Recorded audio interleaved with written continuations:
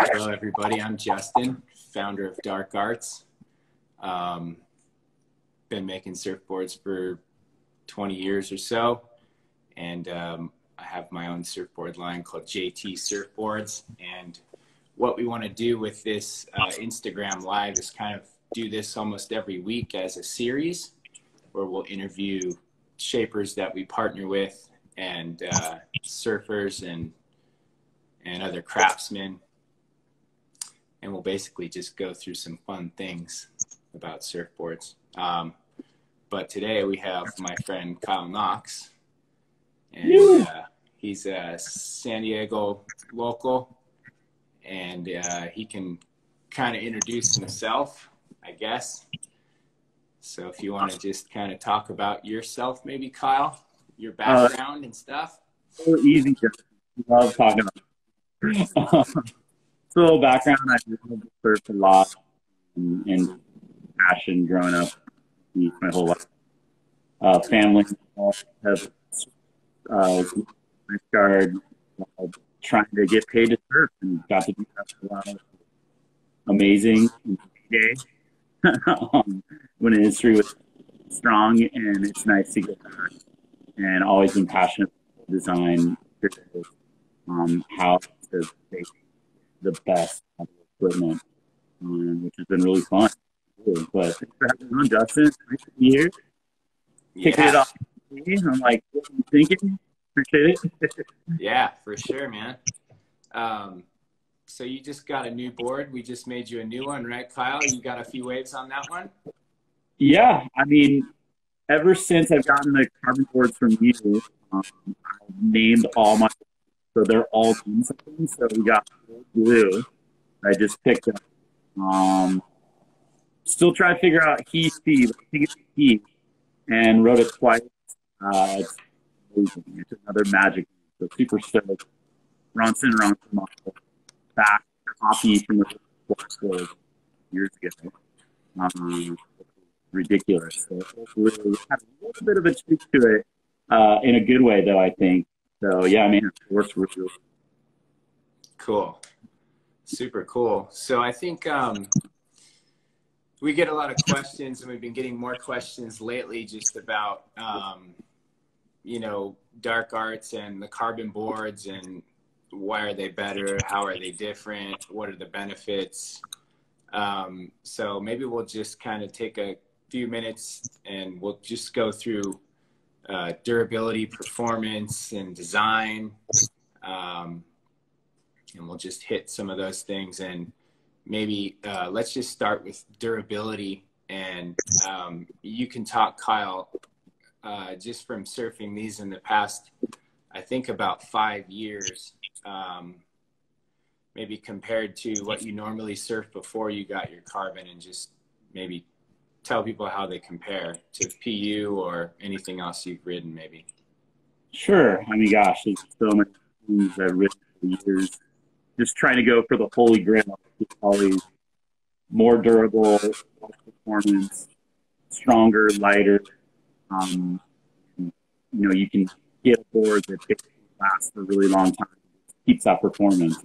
So with polyester, the feel is obviously amazing. When you first get a board, I feel like they have a great pop and spring and flex characteristics. But after a while, they're stunning, and also they break. So I get them glass light, feel. I mean, I'm 200 pounds, so I'm a pretty hard on board. So it gets expensive to go and even when you're pro surfer, you go 2 boards a year. It's not fun, especially when you break the magic. So it was trying to get to go, and you know, way back in the day, you had Solomon coming in. I mean, I'm gonna throw out like crazy stuff, but doing parabolic with the fingerless, then on the side. I remember getting like the first trial of vacuum bag. I remember you were doing golf balls back in the day as a stringer, throwing it back. But yeah, it's try all these different boards. So it's really cool to go see the evolution and now have your boards basically are amazing strength. They're lighter. They keep that pop. I mean, the original black gold board rides and feels just like the first week. It's insane. I'm still tripping out on it. Yeah, I think that's a big point is, you know, the materials don't fatigue like traditional materials, you know. So that board that you've had for a few years, the very first one that we made, you know, it feels the same as day one. They definitely dent, which is a good thing. But yeah, they keep that liveliness, which is what people look for, you know. Yeah, the durability, they say, well, I tell people, you know, yeah, they're black, they will get hot, but this isn't a surfboard you're going to treat like you're just going to leave it in the sun, leave it on the beach. It's kind of like that board you're going to kind of take care of and just have fun with in a different way, you know. So if you're looking for something to throw in the sun and just kind of toss around, just get something else. But they definitely yeah, they last. And people say, well, how much longer? And you're like, well, 10 times longer than a PU. And then there's no way, you know. So it's kind of personal opinion, but from seeing how hard you put boards through the paces, they definitely last a lot longer, you know. So yeah, definitely. I think what I was gonna say is, I mean, I've been having the boards in the car cruising around where I'm going and slinging wine, the day job nowadays that I love. And they're just hanging out, and so the car's hot. I mean, they're in a board bag. Obviously, try to treat them really, really good. They're getting hot, cold, and they don't lose their hot. And so I think, obviously, if you leave it direct sunlight, get crazy hot. The car needs to get up to 110 degrees or so plus inside. And I don't find any fatigue of the material in the board hot. So it's not like some ginger thing that you got to be really, really careful about. But at the same time, obviously, these boards are magic. So when I get the magic board, it's turning into a lifetime magic board that I can keep for a decade. You've heard of polyester. We still have some magic polyester boards, but they're just round. I mean, they don't have that pop at all anymore. I mean, they're still magic shapes, but there's not the magic flex anymore. Drive and spring. Right. Right. Yeah, I'm hooked. I'm beyond hooked. It's like a full, just puts me on a drug deal for surfboard. God. Hooked on carbon. That's a good thing. Exactly. So yeah, then I guess we can go into, I guess, comparing the performance to PUs, because you have switched back to a PU just to kind of double check that you're not crazy, that these things are working really good in a sense. I remember we had that conversation when you rode a PU, and we talked about that feeling and what that difference is in a performance sense. And we do get a lot of questions of, you know, it's carbon fiber, it's stiff, you know, there's a lot of talk about how does it flex. The word flex has been marketed pretty heavily in the past 10 or so years. So I guess in your sense, comparing these carbons to PU, you know, the big thing with these is they're vacuum bagged. We use, you know, a specific amount of resin for the layup, which essentially will try to remove most of that resin when we lay that board up, so that you're riding the carbon fiber. You're not riding glass that's just soaked in resin, and that's that sensation that you're going to get. And that's where, you know, it does bend. It's just a lot more quicker in its reactivity. So I do remember, yeah, you rode a PU and we talked about what that feeling was like. And I think you said it was kind of like slow motion surfing in a sense, but I'll let you kind of talk about that maybe. Yeah. Thoughts. So, I mean, gosh, there's like a lot of good points to be brought up, but with the PU, like I said before, it's so good right off the bat, but then life cycle, it gets more, loses and the flex things that is steel.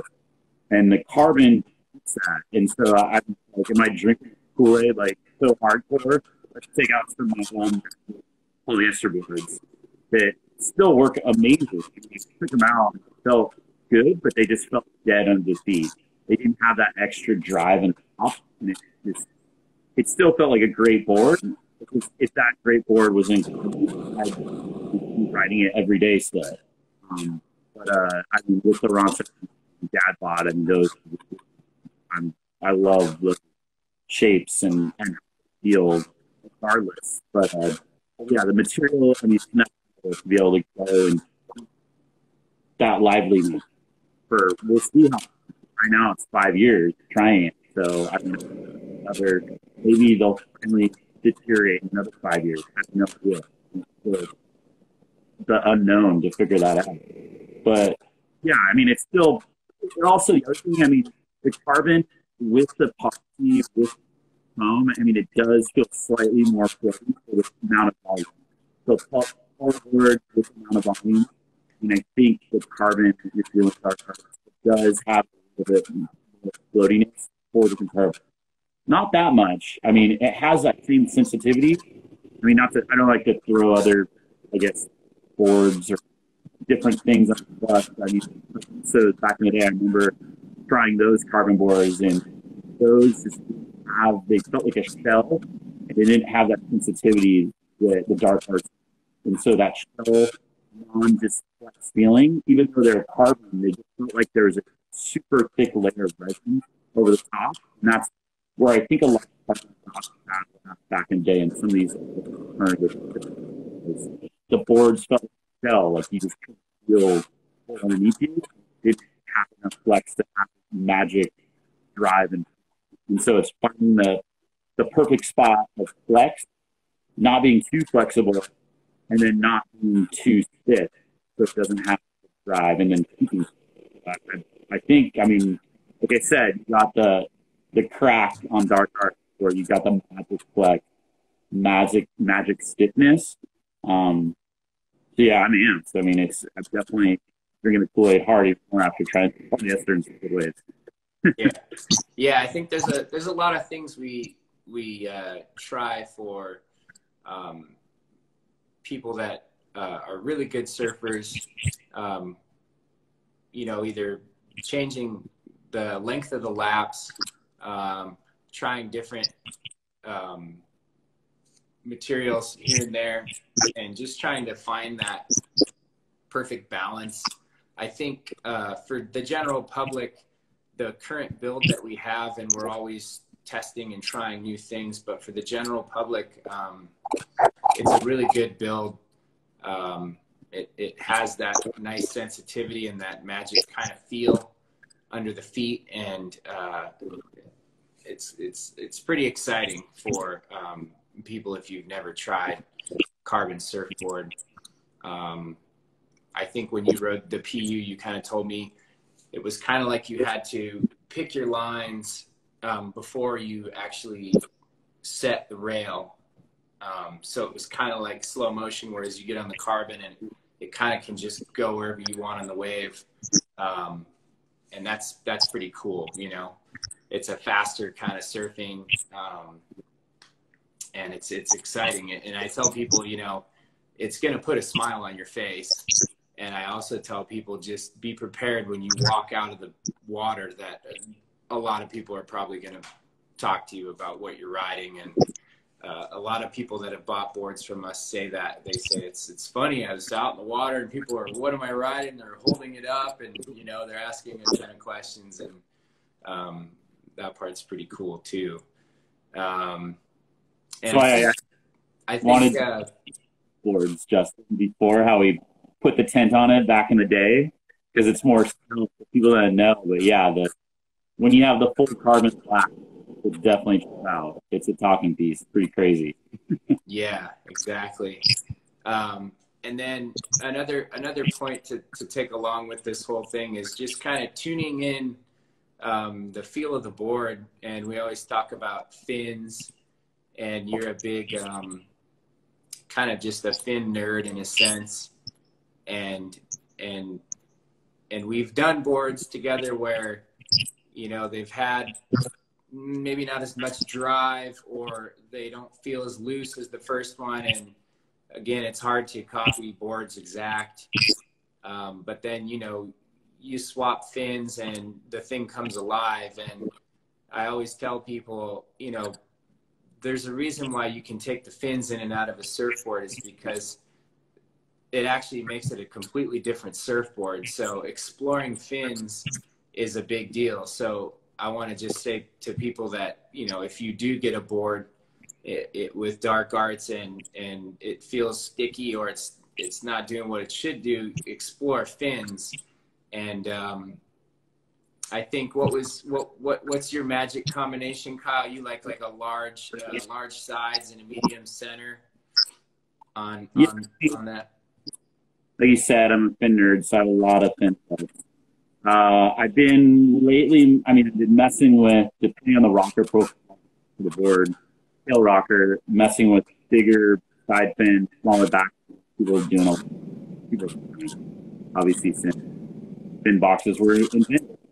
But I've been doing, I really like John's large in the side and then medium in the back. I've been messing with Future's new carbon F8s, 6s, and then having all the same stuff standard, but the nicking piping with those is cool. So lots of combinations. It's infinite, and it's crazy how much fins really just completely dynamic change a board. People are just saying, I only use these sets of fins. It's like, oh my God, you're missing so much by trying different fins. It changes. Yeah, the stiffness of the fins and the flexibility of the fins will definitely kind of, you know, help control where the board is on the wave in a sense.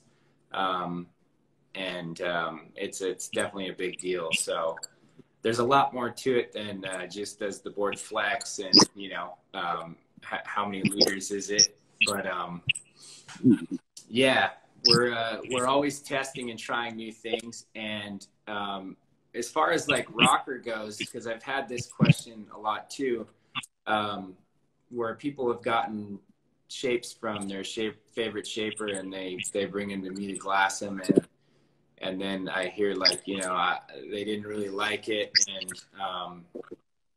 what I always tell them is, you know, sometimes that design that you love and that other material is, you know, it's not really going to translate well. And that we know from playing with rockers and design that, you know, either the board's too flat or it's too much rocker. You kind of need to find that little sweet spot. And sometimes more tail rocker does lend itself to positivity, you know, where it wouldn't in a PU, or, you know, a flatter spot in the middle also helps with carbon. So we've definitely played with those designs and found that Ronson has got that weird little tail flip with some channels in the tail, and it kind of gives it drive, and that one seems to work really well along with the dad bod. I think you were saying today, like that's the best small wave board that you've ever had, which is really cool. Yeah, wave. Yeah, dad bod's crazy. So it makes you feel like you don't have a dad bod. But it's pretty nuts, because I remember back when I was trying to do contests, just hopping around like a monkey in crappy waves and being not 145 pounds and being 180 pounds and going like, what am I doing? I feel like if I had the dad bod apartment, I wouldn't have been like, I am not going here to do the contest. But it's a little too late, decade too late, Justin. But yeah, no, it's pretty amazing how just people trip out when they see me ride. Sometimes you're 200 pounds. I mean, I might even be slightly over 200 pounds. How can you ride that in a knee-high wave with speed? It's pretty magical. Because it shouldn't happen. I mean, it should be. But yeah, I'm addicted. I mean, but it's crazy that it works. I mean, messing with rocker like you're saying, it's a little bit more. It can work in better ways. It can. It's just so short to get so deep. And put with fins in and work out with the. But yeah, I love that board. I want to like get a bunch more, but I'm still riding the original one. The model. Yeah, I think that one's I think it's a 5.5, right? And it's 20 wide, but I think it's 2 3/4 thick, which is, it's pretty thick. It's about 5.5 20. It's slightly less than 3/4. Like you might have shaved it down a little bit. Yeah. Was definitely quite. I'll start at 3/4. You made it a little bit. You missed it on my. Appreciate it. Yeah. Your audio is cutting in and out, Kyle. Is there any way you can fix that, boss? Oh no! Here, let's see. See if this. Technology. Although, Yeah, that's good. sorry about that. No, you're good. So yeah, let's see what else. We have a new shop in San Diego, and there are boards there to demo. If you guys are interested or curious about trying a board, hit us up. Come to the shop. It's off of Marina Boulevard. Let's see. What else do you want to talk about, Kyle? I don't know. Spill the beans. What's the latest with sort of dampening and some magic other carbon types? Yeah, so we're always innovating and trying to try new materials. You know, the dampening thing, you know, they're great as they are. We're always trying to improve them.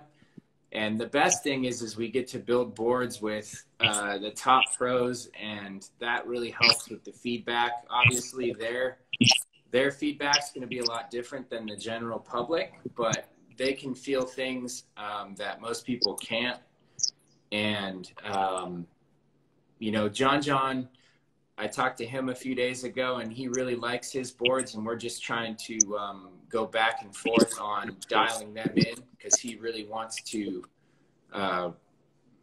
ride them in contests, which is really cool. That's awesome. Yeah, so that's kind of fun.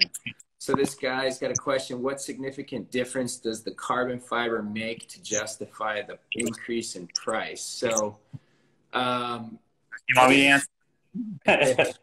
I wouldn't say I feel like underpriced. If I was to say anything, I mean, which sounds crazy because obviously we're all surfers. We're all like, what kind of deal can I get? Oh my God. You hear it all the time. I mean, I've been guilty of it, although I feel so bad because I just feel like every surfboard, it's a work of art. It's a sculpture. Yeah, it's brutal. I've maybe tried to shape a couple. But carbon, I mean, they're turning into lifetime boards. So if you spend $1,200 on a board, like I would normally go through polyester, I'd say right now, still surfing a good amount and enough waves of consequence. I'd probably go through, I bet, 4 to 6 boards a year, depending if they're polyester. Maybe as low as 3 if the wave is really bad, like we have the last month and a half here.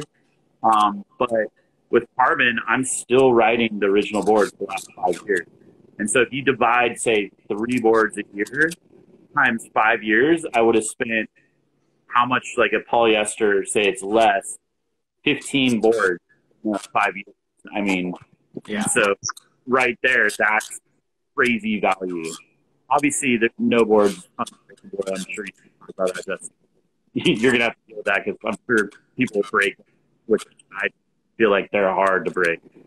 Anything's breakable. Yeah, in terms of everything breaks, and it's everything's possible to break. We've had a couple failures, but the ratio of failures to success is it's a vast difference. So, but on the other side of that, you know, the price, it's also the vacuum bagging process. There's a lot of other materials. There's a lot of other materials involved in the process, which also lead to the price. And then when you deal with epoxies are really hard to make. especially at a high level of, you know, at that level, it's tough, and it's tough to scale. Thanks, Cole Surfboards. Love your work, man. Yeah, we're going to do some stuff with Cole here too. And, he's a great guy. So as far as like the price stuff, yeah, they're going to last longer. You're going to love that board for a long time. And if you're like Kyle Knox, who's 200 pounds, he's got the dad bod rocking, and he surfs hard, and he's still riding his favorite boards since the past 5 years. That's pretty cool. And yeah, we make them in San Diego, which is also really cool.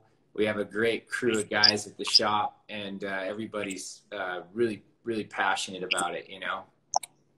Yeah, group of guys. I mean, it's definitely a lot of, I feel like you've done so much R&D too, which is not even baked into the price. But when you see the process, it's not like you can just go reproduce it. I feel like so much craftsmen to do what you do.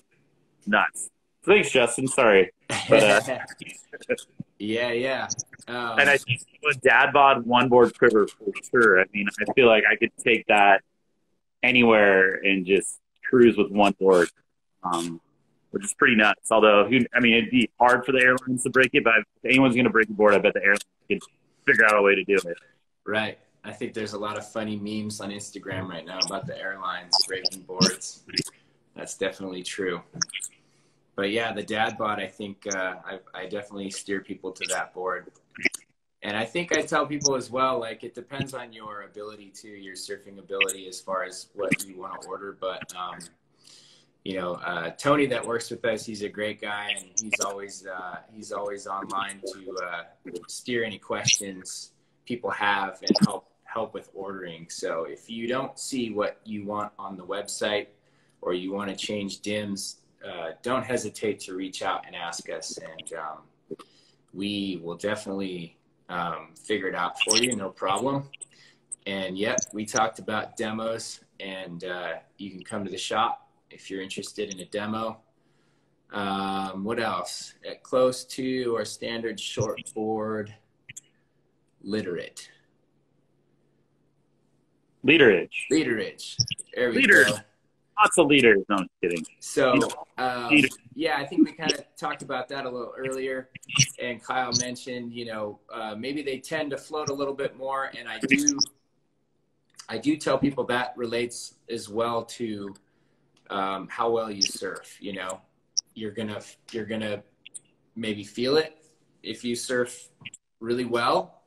Probably won't feel it as much. You'll probably just jump up on it and be like, wow, this thing is light. That sensation's a trip.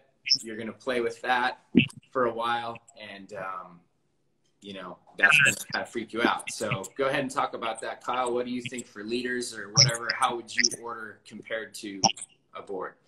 I'd say, I mean, because I'm fluctuate around 200 pounds, and so I think my dad bod, right, I really like is 31.5 liters. Probably a polyester. I'd have it be like 33. I generally like smaller leader boards, so not as much.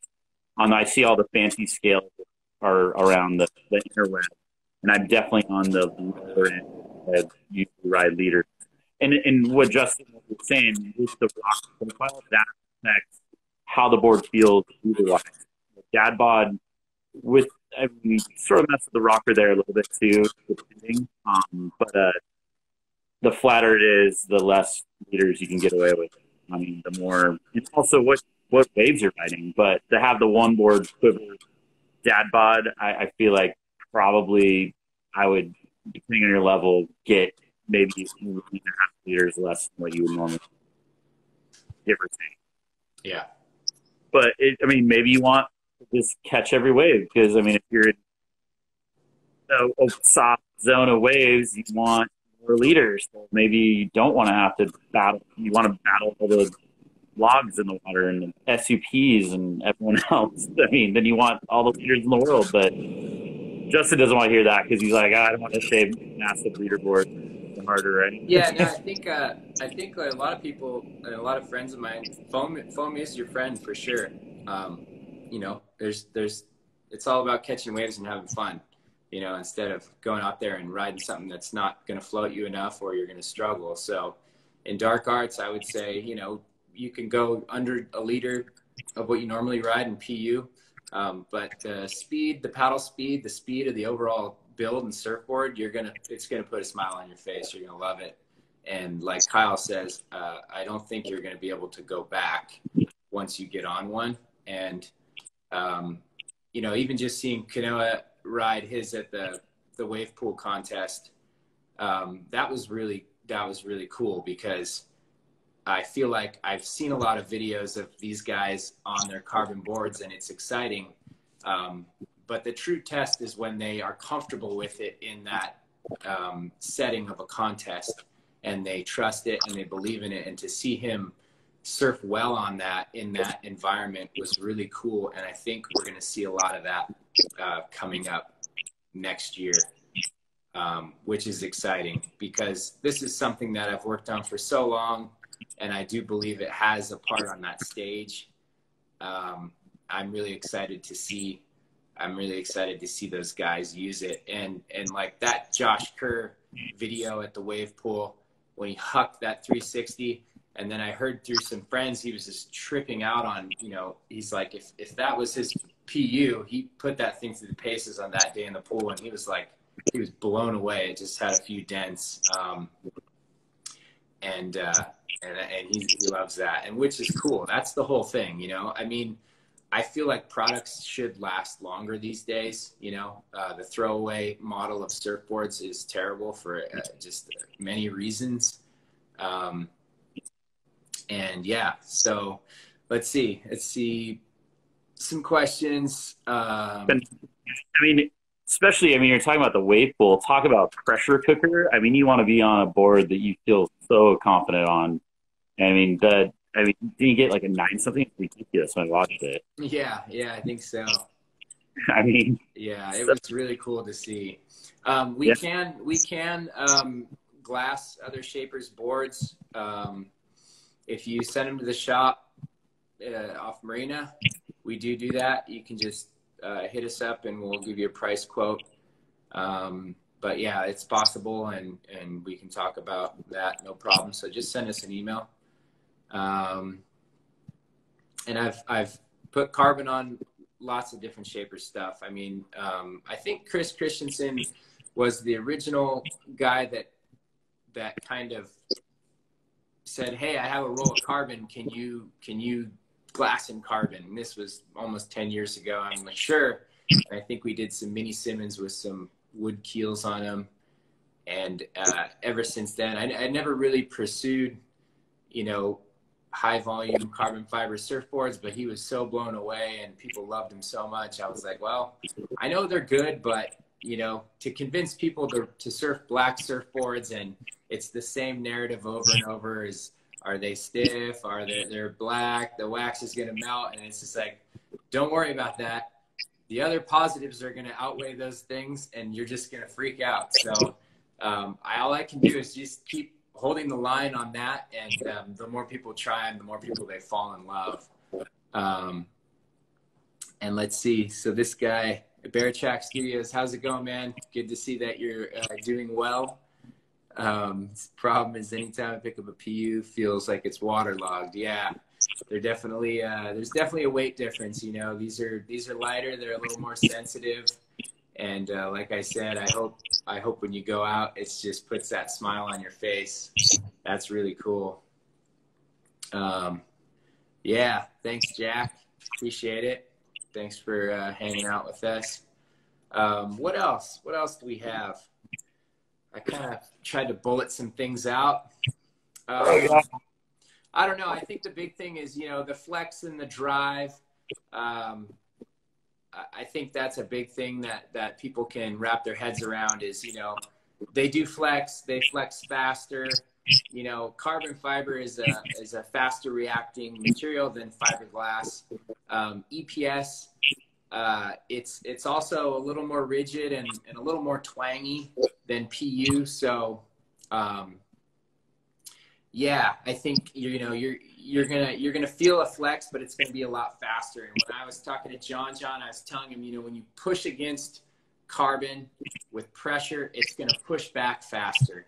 And when you think about PU, you push against that PU with fiberglass, it's gonna push back a little slower. So your sensitivity of that feel is just gonna be much faster. And getting used to it, pairing it with the right fins, it all matters, and dialing in your equipment, I think, is half the fun too, and that's what Kyle loves, is just playing with design, rocker fins, and then all that stuff. So that's cool.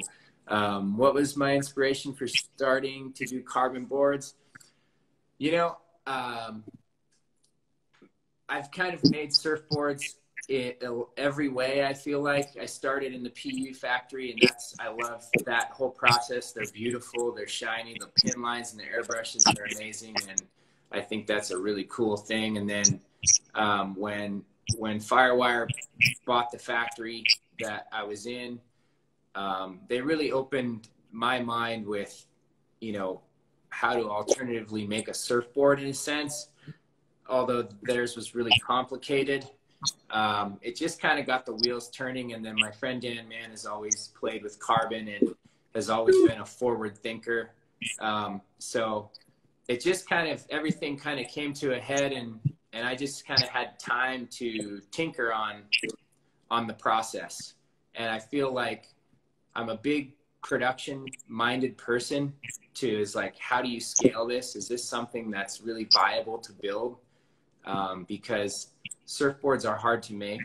There's a lot of amazing craftsmen out there making surfboards. And for me, the importance is like, what's the best value and what are the best materials and the best process?